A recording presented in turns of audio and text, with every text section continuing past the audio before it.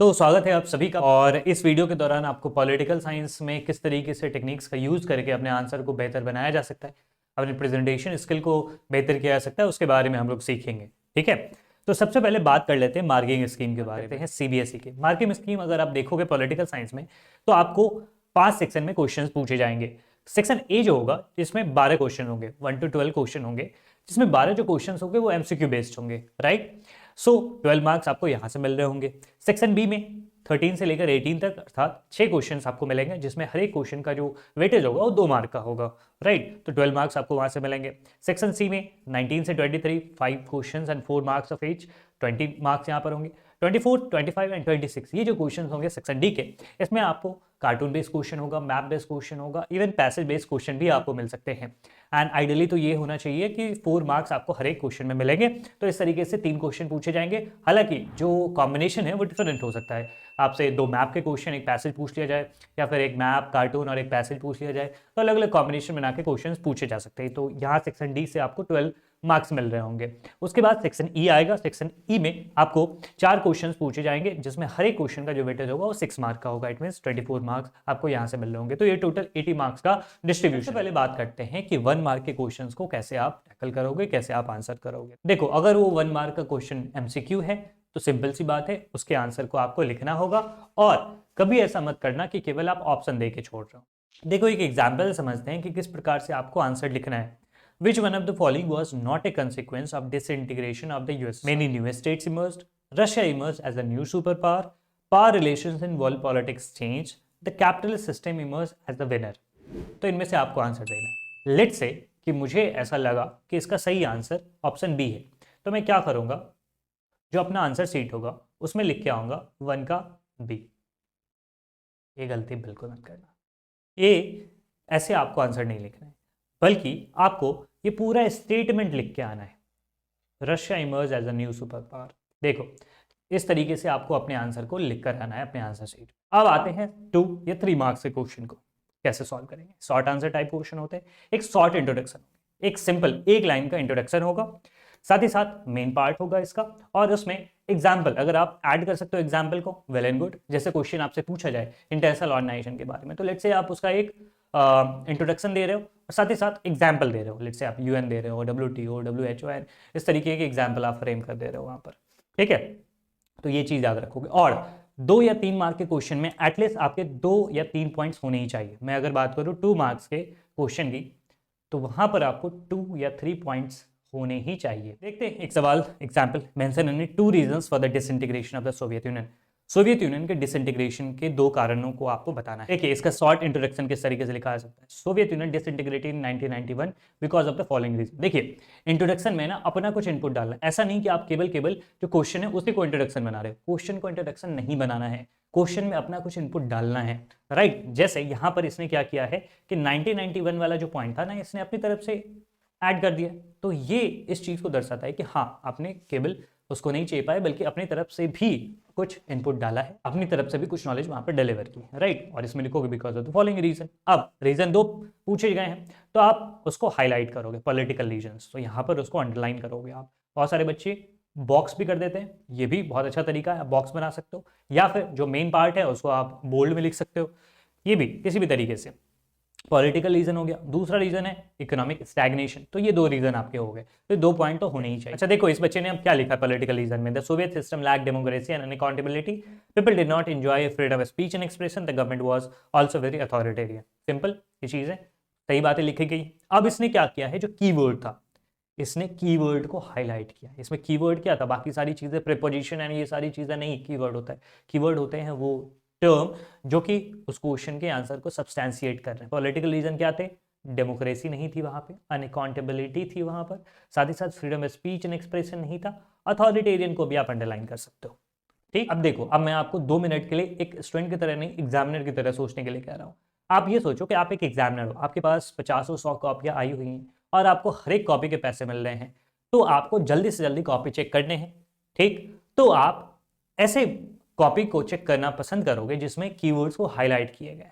मैं अगर एग्जामिनर हूं, तो मैं ये पूरा सेंटेंस या पूरा पैराग्राफ नहीं पढ़ने वाला हूं, मैं केवल ये देखने वाला हूं कि इसने पॉलिटिकल रीजन लिखे। अच्छा ठीक है, पॉलिटिकल रीजन क्या होगा? पॉलिटिकल रीजन में कि मैं केवल वही पढ़ूंगा, democracy, unaccountability, freedom of speech and expression, authoritarian, बस 3 से 4 वर्ड में पढ़ूंगा जो कि अंडरलाइन थे और मुझे पता चल जाएगा कि इस बच्चे को आता था, इसने लिख दिया। यही होता है। ट्रुथ यही है कि वो पूरा सेंटेंस नहीं पढ़ने वाले, पूरा पैराग्राफ नहीं पढ़ने वाले, जो कीवर्ड आपने हाईलाइट किए हैं केवल वही वो पढ़ेंगे और इससे आपको जज करेंगे। और यहीं पर आप खेल सकते हो। एक चीज हमेशा याद रखो कि उस क्वेश्चन में, जिस क्वेश्चन में आपको अच्छे तरीके से कंसेप्ट नहीं आता है या उतना कंटेंट आपके पास नहीं है, तो आप क्या करोगे? केवल कीवर्ड्स को हाईलाइट करोगे और थोड़ा बहुत आप मैनिपुलेट कर सकते हो अपने आंसर्स को, अपने पॉइंट्स को। समझ में आ रही चीज़ है कि आपके पास थोड़ा ही कंटेंट है, आपको 4 पॉइंट लिखने हैं, आपको 6 पॉइंट लिखने हैं, तो ऐसी स्थिति में आप 1 से 2 पॉइंट को बहुत अच्छा तरीके से लिखोगे और बाकी पॉइंट्स में आप थोड़ा सा फेरबदल करके आप उसी चीज़ को दोहरा रहे होंगे, लेकिन उसमें कीवर्ड्स को आप हाईलाइट करोगे, मेन कीवर्ड को। तो पॉइंट्स भी आपके पूरे हो गए और एग्जामिनर तो वैसे पढ़ने भी नहीं वाला है 6 पॉइंट को, तो आप केवल कीवर्ड्स उसको दिखाकर अपने आंसर को बेहतर कर सकते हो और वो फुल मार्क्स पा सकते हो प्रोबेबली। ठीक, वैसे आप अगर 6 मार्क का क्वेश्चन है, अगर 6 मार्क का क्वेश्चन है और 2 पॉइंट ही केवल लिख के आ रहे हो, तो आपको 2 ही नंबर मिलेंगे या लेट से 1 नंबर मिले। लेकिन आप चलो 3-4 पॉइंट और ऐड कर दिए, लेकिन आप उसमें कीवर्ड के साथ खेल गए, तो इस तरीके से आपका आंसर बेटर हो सकता है। आपके मार्क्स 1 से तो बेहतर ही होंगे, 2 से बेहतर ही होंगे ना, तो ये चीज़ आप कर सकते हो, लेकिन इसके लिए प्रैक्टिस की जरूरत पड़ेगी। एनीवे, तो आप एग्जामिनर की तरह से सोचो और उसके काम को आसान बनाओ, तो वो भी आपको खुश होकर नंबर देगा। इकोनॉमिक स्टैग्नेशन में again per capita income was very low, military expenditure, infrastructure, technology, इन सब कीवर्ड्स को आप हाईलाइट कर सकते हो। अच्छा देखो कि 2 मार्क्स का सवाल था तो 2 पॉइंट तो होनी चाहिए, अगर आप चाहते हो तो एक तीसरा पॉइंट भी ऐड कर सकते हो, जैसे इस बच्चे ने मिखाइल गोर्बाचेव के रिफॉर्म के बारे में बता दिया कि मिखाइल गोर्बाचेव के रिफॉर्म के फेलियर और rise of nationalism in many parts of the Soviet Union was also a big reason. तो ये सारे रीजन के बारे में बता दिया। इस तरीके से आप 2 मार्क्स या 3 मार्क्स के सवाल को अटेम्प्ट करोगे, राइट। अब देखो 4 या 5 मार्क्स के क्वेश्चन को कैसे आप अटेम्प्ट करोगे। एक इंट्रोडक्शन होगा, मैंडेटरी है यहाँ पर, साथ ही साथ main part of the answer होगा, एग्जाम्पल के साथ अंडरलाइन या हाईलाइट करोगे कीवर्ड्स को, साथ ही साथ फ्लो चार्ट, मैप या फ्लैग जहां कहीं भी पॉसिबल हो वहां पर उसको डालोगे। मिनिमम 4 to 5 पॉइंट्स होने ही चाहिए। अगर आप 4 मार्क्स के सवाल को लिख रहे हो तो आपको 4 से 5 पॉइंट, उसके बाद कंक्लूजन, अगर जरूरी हो तो कंक्लूजन लिख सकते हो। वैसे ये सजेस्ट किया जाता है कि आप कंक्लूजन लिख लो, एक सिंपल लाइन ही लिख लो लेकिन कंक्लूजन लिखो। तो इंट्रोडक्शन, मेन बॉडी 4 से 5 पॉइंट, फ्लो चार्ट, कंक्लूजन, इस तरीके से आप लिखोगे। एग्जाम्पल समझते हैं किस तरीके से आप लिख सकते हो। क्वेश्चन है कि describe any 4 criteria that have been proposed in recent year for new permanent and non permanent members of the UN security council. अर्थात यूएन सिक्योरिटी काउंसिल में नए मेंबर्स को ऐड करने के लिए कौन कौन से क्राइटेरिया होने चाहिए, किसी 4 क्राइटेरिया के बारे में आप बताओगे। तो यहाँ पर आप क्या करोगे कि एक इंट्रोडक्शन लिखोगे। अब देखो, जिस चीज़ की बात मैं शुरू में कर रहा था कि आपको कोर समझना है और कीवर्ड्स पे ध्यान देना है, उसके पार्ट्स पे ध्यान देना है। तो अगर आपको इंट्रो लिखना है तो आप इंट्रो किस तरीके से लिख सकते हो। देखो क्वेश्चन क्या पूछा, क्वेश्चन पूछा गया यूएन के बारे में या more specifically UN security council के बारे में पूछा गया, और उसमें किस तरीके से नए परमानेंट या नॉन परमानेंट मेंबर्स को ऐड किया जाए उसके क्राइटेरिया के बारे में पूछा गया। तो कैसे इंट्रो फॉर्म करोगे। देखो इंट्रो फॉर्म करना अपने आप में एक आर्ट है, ठीक है, और आपको लेवल 1 में भी इस चीज़ के बारे में बहुत डिटेल में बताया गया है कि किस तरीके से आप क्वेश्चन के इंट्रो को लिखोगे। अब देखो इस क्वेश्चन में क्या करेंगे, किस तरीके से इंट्रो आप लिख सकते हो। इस क्वेश्चन में इंट्रो आप क्या होगा, यूएन के बारे में लिख सकते हो, यूनाइटेड नेशन सिक्योरिटी काउंसिल के बारे में लिख सकते हो। तो एक लाइन आप यूएन के बारे में लिख दो, या फिर यूनाइटेड नेशन सिक्योरिटी काउंसिल के बारे में आप लिख सकते हो। United Nation security council is an important body and the most powerful body of the United Nations and it's constitute 5 permanent and 10 non permanent member. ये आपका इंट्रोडक्शन हो गया। उसके बाद नेक्स्ट टाइम लिखोगे the following 4 criteria have been proposed in recent years to add new permanent and non-permanent members। ये कितना अच्छा तो हो गया। तो आपको कोर को समझना है, कीवर्ड को समझना है, उस तरह से आप आराम से इंट्रो को फॉर्म करोगे। तो बहुत सारे बच्चे ये कहते हैं कि सर इंट्रो फॉर्म करना बड़ा मुश्किल होता है। इंट्रो इस तरीके से फॉर्म किया जाता है, ना कि केवल आप क्वेश्चन को रिपीट करो। क्वेश्चन को रिपीट मत करना, अपनी तरफ से कुछ इनपुट डालना, और अगर उसमें कीवर्ड को आप डिफाइन कर दे रहे हो, कीवर्ड के बारे में कुछ चीजें लिख रहे हो, वेल एंड गुड, ठीक है। इंट्रो लिख सकते हो। उसके बाद आप क्राइटेरिया लिखो कि हाँ मेजर इकोनॉमिक पावर होना चाहिए, substantial contributor to the UN budget होना चाहिए, democracy and rights, human rights का प्रोटेक्ट करता होना चाहिए, पॉपुलेशन डाइवर्सिटी को, सिग्निफिकेंट पॉपुलेशन होनी चाहिए, डाइवर्सिटी को ये रिप्रेजेंट करे, साथ ही साथ यूएन को और ज़्यादा रिप्रेजेंटेटिव बनाए। उसके साथ आप एक कंक्लूजन भी ऐड कर सकते हो अगर जरूरी है। तो यहाँ पर जरूरी है क्योंकि आपके जो पॉइंट्स है ना वो काफ़ी ज़्यादा सैलो है, मतलब एक एक लाइन में पॉइंट है। तो इस तरीके से आंसर को थोड़ा सा भारी बनाने के लिए आपको एक कंक्लूजन भी डालना पड़ेगा। हाँ, अगर आपके पॉइंट्स ना काफ़ी बड़े बड़े रहते हैं तो ठीक है, कंक्लूजन नहीं भी डालोगे तो चलेगा, लेकिन यहाँ पे कंक्लूजन डालना जरूरी था। कंक्लूजन में आप क्या लिख सकते हो कि हाँ देखो इतने सारे क्राइटेरिया तो है, लेकिन फिर भी ये दिक्कतें हैं कि इसमें डिफरेंसेस हैं, बहुत सारे कंट्रीज पे मानते नहीं है, राइट। तो इस तरीके से अपने आंसर को आप फॉर्म करोगे। एक और सवाल लेते हैं, European Union is more like a nation state than an economic union, explain. देखो इसके आंसर को कैसे बेहतर बनाया जा सकता है, इस आंसर को आप देखो। सबसे पहले आपको क्या करना है, एक इंट्रो लिखना है। इंट्रो में कैसे फॉर्म करोगे, देखो इसमें एक कीवर्ड है यूरोपियन यूनियन, आपको यूरोपियन यूनियन के बारे में लिखना है ना, तो यूरोपियन यूनियन के बारे में आप इंट्रो फॉर्म करो। European union was established in 1992 under maastricht treaty. ये एक इंट्रोडक्शन हो गया, सिंपल सी बात है, ठीक। तो आप फ्लो चार्ट ऐड करोगे नेशन स्टेट का, ये फ्लो चार्ट ऐड करने का तरीका है, ठीक है। कि नेशन स्टेट आपने लिख दिया, उसके बाद आपने लिखा कि अपना नेशनल एंथम है, अपना पार्लियामेंट है, अपने वीज़ा है एक, अपना करेंसी है, अपना फ्लैग है। लेकिन जिस चीज़ के ऊपर मैं एम्फेसिस डालना चाहता हूँ वो ये है कि आप एक फ्लैग ऐड कर सकते हो क्या, बिल्कुल ऐड कर सकते हो। कोई और करेगा नहीं, बहुत कम लोग कर रहे होंगे। एग्जामिनर के पास 100 कॉपियाँ थी, उसमें कितने कॉपी में फ्लैग ऐड होगा, बहुत कम, शायद किसी में नहीं, लेकिन आप ऐड करो, आपके आज बाकियों से बेटर। एक और सवाल देखते हैं, mention 4 areas of disagreement between India and Bangladesh. Answer तो लिख देना है, ठीक है। इंडिया और बांग्लादेश के बारे में लिखना है, तो इंडिया और बांग्लादेश के बीच में एक शेयर्ड हिस्ट्री है, कल्चर, लैंग्वेज है, बहुत ही strong economic and trade ties है।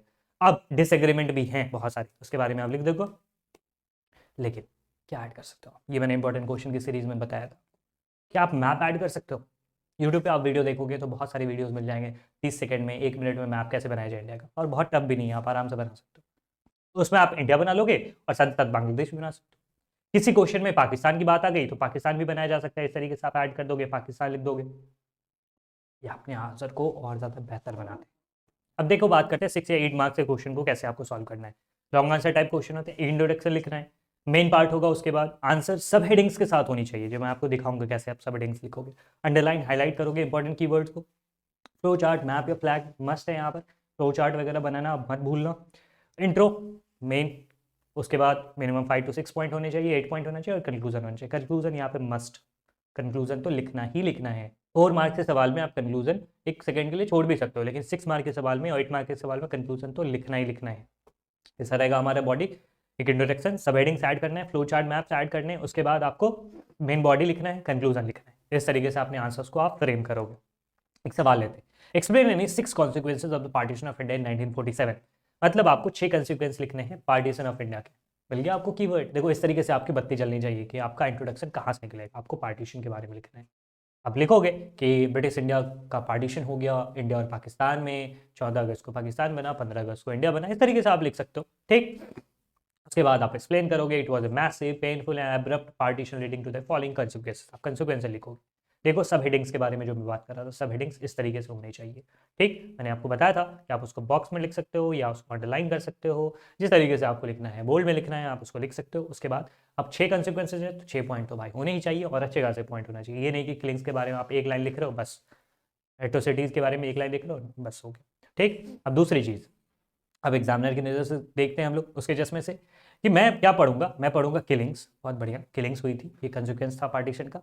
माइनॉरिटीज़ मारे गए थे, 5 लाख माइनॉरिटीज़ मारे गए थे, कम्युनल जोन्स मारे गए थे। मुझे पूरे सेंटेंस का, पूरे पैराग्राफ का पूरा मतलब समझ में आ गया।